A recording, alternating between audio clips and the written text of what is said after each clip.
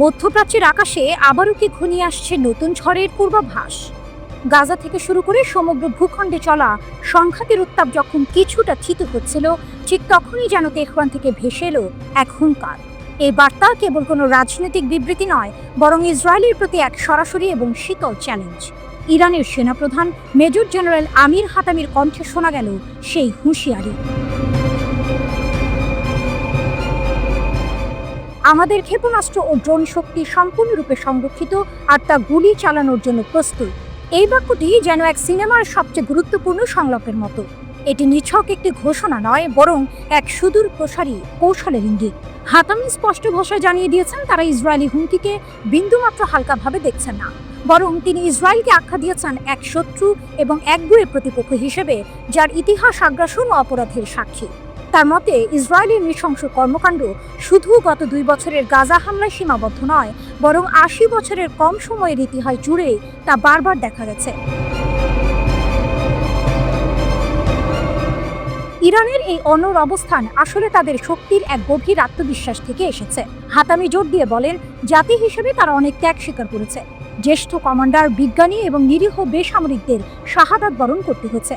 কিন্তু তার দাবি, এই অসম যুদ্ধে তারা জয়লাভ করেছে, কারণ তারা শত্রুর ওপর উল্লেখযোগ্য আঘাত হেনেছে এবং তাদের সব কৌশলগত লক্ষ্য ব্যর্থ করে দিয়েছে।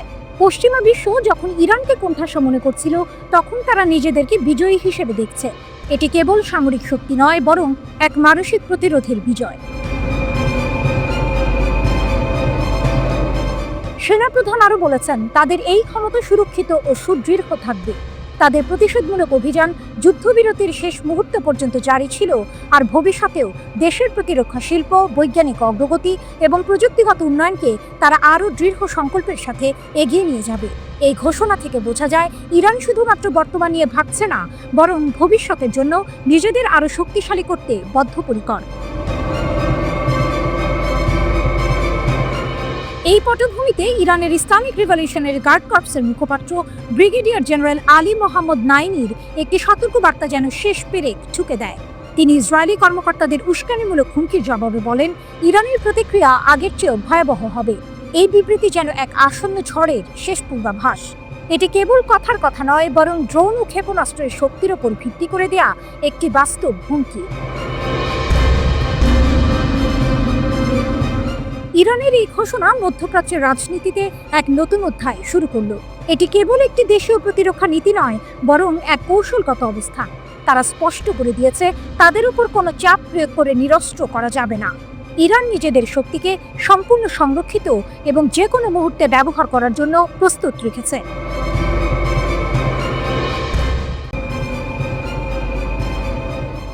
ইসরায়েলের দুঃস্বপ্ন, ইরানের হাতে পাইলটদের গোপন প্রোফাইল। তেহরান থেকে ভেসে এলো এক হিমশীতল ঘোষণা।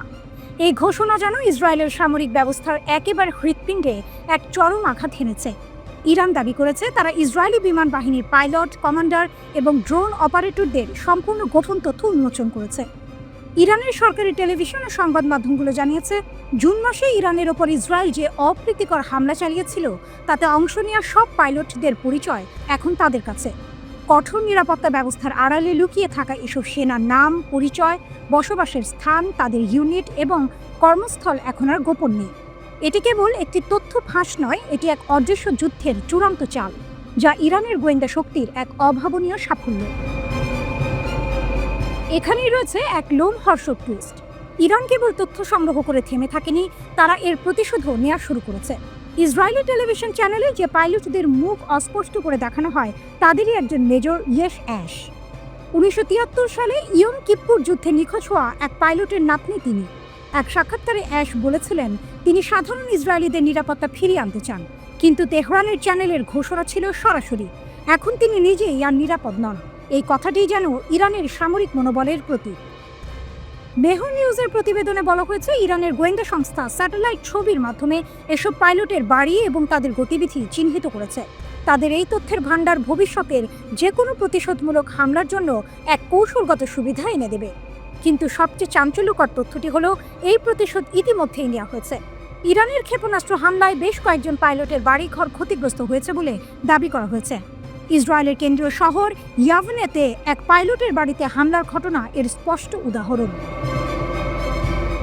ইরানের দাবি, তাদের এই পাল্টা হামলা এতই শক্তিশালী ছিল যে ইসরায়েল মাত্র 12 দিনের মাথাতেই যুদ্ধবিরতির অনুরোধ করতে বাধ্য হয়। ইরানের সশস্ত্র বাহিনী অন্তত 22 বার পাল্টা হামলা চালিয়েছিল, যার লক্ষ্য ছিল ইসরায়েলের পারমাণবিক, সামরিক এবং শিল্প স্থাপনাগুলো। এই ঘটনাগুলো প্রমাণ করে ইরানের সামরিক সক্ষমতা ইসরায়েলের ধারণার চেয়ে অনেক বেশি। প্রতিবেদনে আরও একটি গুরুত্বপূর্ণ বিষয় উঠে এসেছে। যখন ইরান পাল্টা হামলা শুরু করে, ইসরায়েল তখন তাদের পাইলটদের সরিয়ে স্কুলে বা অন্যান্য বেসামরিক স্থানে নিয়ে যায়। এর উদ্দেশ্য ছিল, যদি ইরান সেখানে হামলা চালায় তাহলে আন্তর্জাতিকভাবে ইরানকে বেসামরিক স্থাপনায় হামলার অভিযোগে অভিযুক্ত করা যাবে। কিন্তু ইরান এই কৌশল বুঝতে পেরেছে এবং এমন কোনো ফাঁদে পা দেয়নি। ইরানের পক্ষ থেকে এক শীতল সতর্কবার্তা দেওয়া হয়েছে। এখন পর্যন্ত যা প্রকাশিত হয়েছে তা কেবল একটি নমুনা। আরও বহু গোপন তথ্য ভবিষ্যতে প্রকাশ করা হবে। এই ঘোষণা ইসরায়েলের নিরাপত্তা ব্যবস্থার জন্য এক বড় ধরনের অস্বস্তির কারণ হয়ে উঠেছে। মধ্যপ্রাচ্যের এই খেলা এখন আর শুধু সামরিক শক্তি নয়, বরং গোয়েন্দা তথ্যের, যেখানে ইরান এক অভাবনীয় শক্তি হিসেবে নিজেদের প্রমাণ করে চলেছে। ইরান আলোচনা টেবিলে নতুন শর্ত, আমেরিকা কি মানবে? যুদ্ধোত্তর তেহরানে যখন চারদিকে ধ্বংসের চিহ্ন, তখন ইরানের পররাষ্ট্রমন্ত্রী আব্বাস আরাকচি যেন এক নতুন বোমা ফাটালেন ফাইন্যান্সিয়াল টাইমসের সাক্ষাৎকারে। তার ঘোষণা ছিল স্পষ্ট, পারমাণবিক আলোচনা পুনরায় শুরু করতে হলে আমেরিকাকে 12 দিনের মার্কিন ইসরায়েলি আগ্রাসনের ক্ষতিপূরণ দিতে হবে। এ যেন এক অবিশ্বাস্য দাবি, যেখানে এতদিন আমেরিকা শুধু শর্ত আরোপ করে এসেছে, এবার ইরান নিজেই পাল্টা শর্ত জুড়ে দিল। কাহিনীর শুরুটা জুনের 13 তারিখ।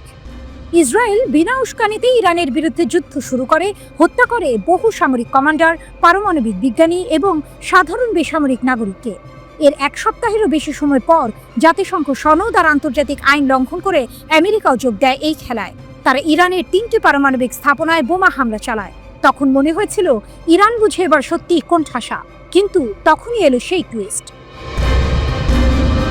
ইরান পাল্টা জবাব দিল।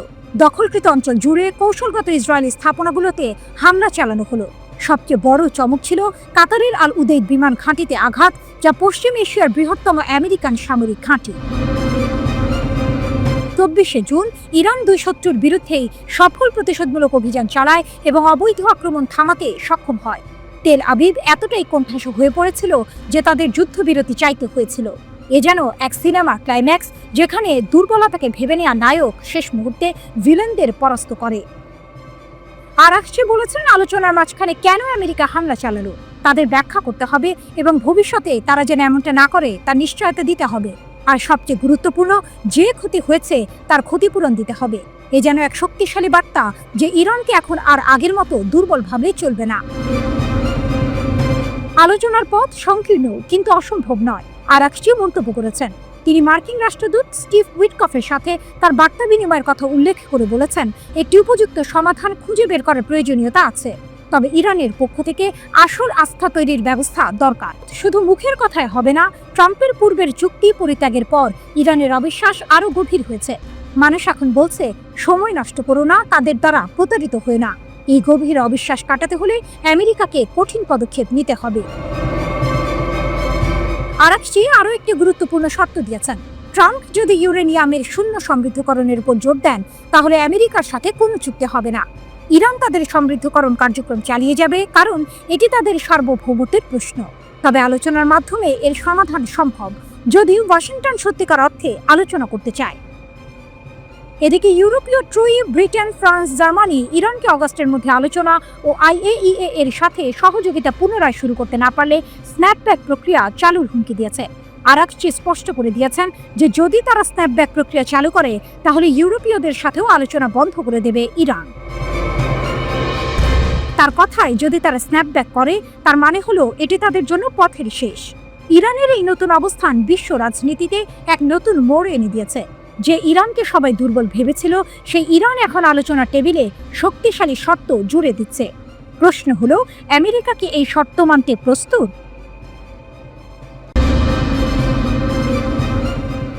আকাশ থেকে নেমে এলো আগুনের গোলা।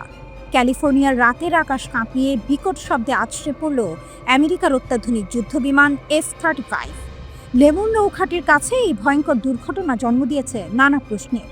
কি ঘটেছিল সেই সন্ধ্যায়? কেন বিধ্বস্ত হলো বিশ্বের অন্যতম সেরা এই যুদ্ধ বিমান। 30 জুলাই সন্ধ্যা 6:30। ক্যালিফোর্নিয়ার ফ্রেস্কো কাউন্টির আকাশ তখন শান্ত। হঠাৎই সেই নীরবতা ভেঙে যায় এক ভয়াবহ বিস্ফোরণে। নৌবাহিনীর প্রশিক্ষণ স্কোয়াড্রন VFA 125 এর একটি F-35C স্টিলথ ফাইটার জেট মাটিতে আছড়ে পড়ে।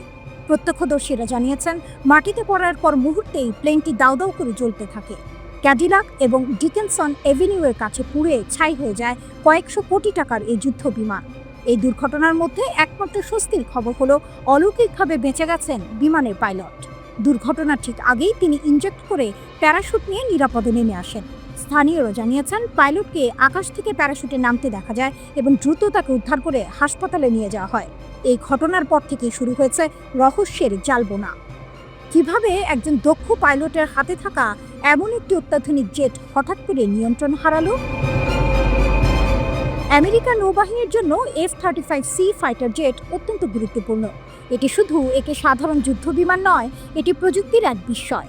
স্টেলথ টেকনোলজি ব্যবহার করে তৈরি এই জেট শত্রুপক্ষের রাডার ফাঁকি দিতে সক্ষম। এই প্লেনটি এমনভাবে ডিজাইন করা হয়েছে যা একই সঙ্গে প্রাণঘাতী এবং সুরক্ষিত।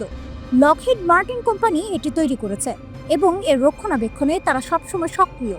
তাই এমন একটি প্লেনের বিধ্বস্ত হওয়া শুধু একটি দুর্ঘটনা নয়, এর পেছনে হয়তো কোনো বড় কারণ লুকিয়ে আছে। নৌবাহিনী দ্রুত ঘটনাস্থলে পৌঁছায়। পুলিশ এবং ফায়ার সার্ভিসের কর্মীরাও আগুন নেভানোর কাজে হাত লাগান। লেমুর নৌবিমান স্টেশন থেকে জানানো হয়েছে, এই দুর্ঘটনায় পাইলট ছাড়া আর কেউ আহত হননি। তবে দুর্ঘটনার কারণ এখনো জানা যায়নি। নৌবাহিনী জানিয়েছে, তারা দুর্ঘটনার কারণ খুঁজে বের করতে তদন্ত শুরু করেছে। এখানেই আসে গল্পের আসল মোড়। বিমান বিধ্বস্ত হওয়ার ঘটনা কি নিছকই যান্ত্রিক ত্রুটি, নাকি এর পেছনে রয়েছে অন্য কোনো ষড়যন্ত্র? লেমুর নৌঘাঁটি আমেরিকার সবচেয়ে বড় মাস্টার জেট ঘাঁটি। এখানে FA-18EF সুপার হর্নেট এবং F-35C এর মতো গুরুত্বপূর্ণ বিমানগুলো রাখা হয়। এই ঘাঁটির নিরাপত্তা ব্যবস্থা অত্যন্ত জোরদার। এমন একটি সুরক্ষিত এলাকার কাছে একটি অত্যাধুনিক ফাইটার জেট বিধ্বস্ত হওয়া কি কেবলই কাকতালীয়? নৌবাহিনীর তদন্ত যত গভীরে যাবে, ততই হয়তো বেরিয়ে আসবে নতুন নতুন তথ্য। বিমানটির ফ্লাইট ডেটা রেকর্ডার কী তথ্য দেবে তা জানার জন্য সবাই অধীর আগ্রহে অপেক্ষা করছে। পাইলটের বয়ানও এক্ষেত্রে খুব গুরুত্বপূর্ণ হবে। তিনি কি এমন কোনো অস্বাভাবিক পরিস্থিতি দেখেছিলেন যা এই দুর্ঘটনা ঘটিয়েছে, নাকি এটি ছিল একটি প্রশিক্ষণ চলাকালীন অপ্রত্যাশিত যান্ত্রিক ত্রুটি? উত্তরটা হয়তো এখনো অজানা। তবে একটি বিষয় পরিষ্কার, এই ঘটনা আমেরিকার সামরিক সক্ষমতা এবং প্রযুক্তির ওপর একটি বড় প্রশ্ন চিহ্ন এঁকে দিয়েছে। পুরো ঘটনার পেছনে লুকিয়ে থাকা রহস্যের সমাধান হয়তো সময়ই বলে দেবে। পুরো ঘটনার পেছনে লুকিয়ে থাকা রহস্যের সমাধান হয়তো সময়ই বলে দেবে।